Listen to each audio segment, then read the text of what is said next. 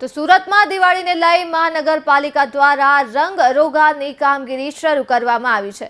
Road divider અને રેલિંગનું colour કામ હાથ ધરવામાં આવ્યું છે, ત્યારે ડભોલી રોડ પર રંગ રોગાનની કામગીરીમાં ભ્રષ્ટાચારના આક્ષેપ પણ કરવામાં આવ્યા છે। મહાનગરપાલિકા દ્વારા આવા કામો પાછળ લાખો કરોડો રૂપિયાનું આંધણ કરવા છતાં તેની ગુણવત્તા સામે સવાલો ઉઠ્યા છે। રેલિંગની સાફ સફાઈ કર્યા વગર જ કલર કામ કરવામાં આવી રહ્યું છે। सूरत महानगरपालिका द्वारा दिवाળી पूर्वे તમામ રોડ ડિવાઈડર બ્યુટિફિકેશન પાછળ લાખો કરોડો રૂપિયાનું આંધણ કરાઈ રહ્યું છે। દિવાળી આડે હવે ગણતરીના દિવસો બાકી છે, ત્યારે મનપા દ્વારા વિવિધ રોડ ઉપર અત્યારે જે રોડ ડિવાઈડર અને રેલિંગનું રંગરોગાન કરાઈ રહ્યું છે। દર વર્ષે આવા કામો કોન્ટ્રાક્ટરોને સોંપવામાં આવતા હોય છે।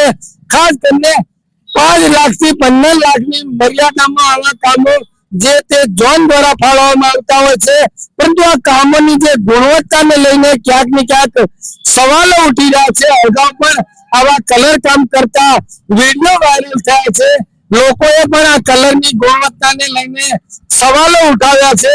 ત્યારે સુરત મહાનગરપાલિકાના કતારગામ ઝોન વિસ્તારમાં આવેલા ડભોલી બીઆરટીએસ કોરિડોર ઉપર અત્યારે જે રેલિંગનું કામ ચાલી રહ્યું છે, ખાસ કરીને જે તે કોન્ટ્રાક્ટરને કામ સોંપવામાં આવે તેમાં ચોક્કસ શરતો નક્કી કરવામાં આવે છે અને આવા જે રેલિંગની સાફ સફાઈ કર્યા બાદ જ એને કલરનું કામ કરવામાં આવતું હોય છે, પરંતુ અહીંયા રેલિંગની સફાઈ કરી હોય એવું અત્યારે જોવા મળતું નથી। ત્યારે ક્યાંક ને ક્યાંક જરૂર સવાલો ઉઠી રહ્યા છે। અગાઉ અહીંના જાગૃત નાગરિક જિગ્નેશ મેવાસા જેઓ પણ આ કલર કામને લઈને દિવાળી ટાણે વિડીયો વાયરલ કર્યા હતા, ત્યારે તેમની પ્રતિક્રિયા લેવાનો પ્રયત્ન કર્યો। જિગ્નેશભાઈ, આવા કામો થઈ રહ્યા છે, પ્રજાના પૈસા શું કામ થઈ રહ્યા છે? પ્રોપર કામ નથી થતું અને આ કામની ગુણવત્તા બિલકુલ ટકશે નહીં। આ દિવાળી પૂરી ભાવશે નહીં, દિવાળી ઉજવી લઈ જાય ત્યાં સુધીમાં આ કલર ઉડી જશે, કેમ કે આને સફાઈ નથી કરતા। સફાઈ કરીને ધોવું પડે પાણીથી।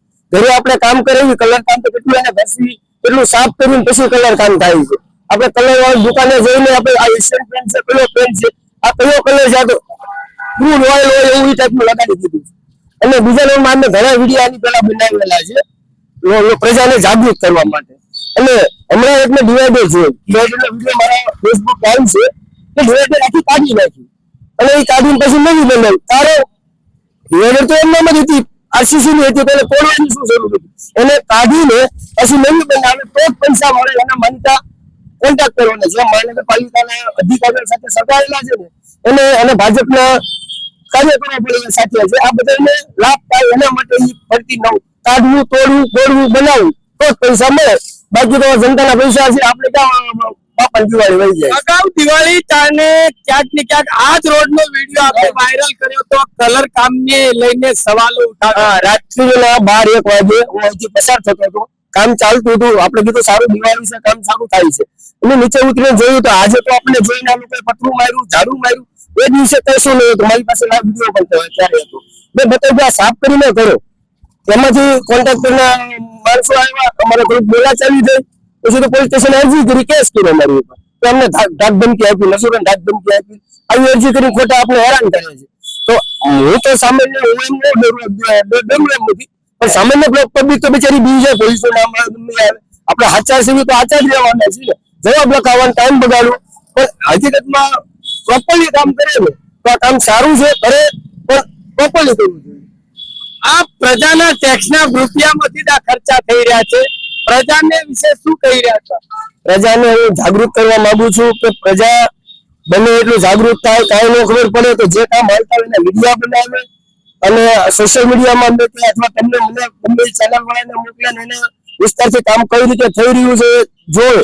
આ કામ કોન્ટ્રાક્ટરને ફાળવવામાં આવ્યું છે, અધિકારી કોઈ પણ દેખાતો નથી। શું અધિકારી નિરીક્ષણની જવાબદારી નથી? 100% અધિકારીના સ્થળ પર હાજર રહેવું પડે, જ્યાં કામ હોતું હોય ત્યાં હાજર જ રહેવું પડે।